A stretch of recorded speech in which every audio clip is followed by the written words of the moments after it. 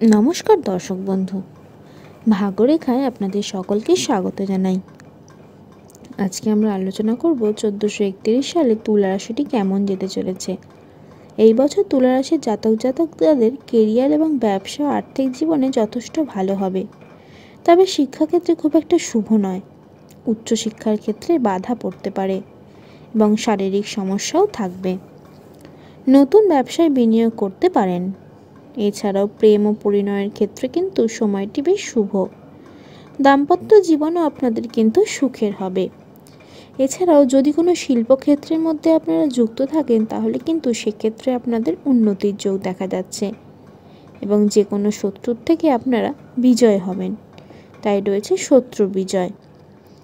তো এই তুলা রাশির শুভ বার হলো শুক্র এবং শনি, এবং শুভ গ্রহ শুক্র শনি।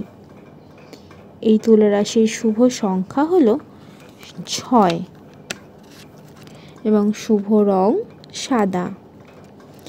এছাড়াও এই রাশির শুভ রত্ন হলো হীরা। এই তুলা রাশির জাতক জাতিকারা যদি মা ভুবনেশ্বরী এবং মহাদেবের পূজা করেন তো আপনারা ভালো ফল পেতে পারেন। তো বন্ধুরা, এই ছিল আজকে আমাদের ভিডিও। আশা করি এই ভিডিওটি আপনাদের সকলের ভালো লাগবে, এবং এটিকে যদি আপনাদের ভালো লেগে থাকে অবশ্যই এটিকে একটি লাইক করবেন এবং আমার এই চ্যানেলটিকে অবশ্যই সাবস্ক্রাইব করে দেবেন।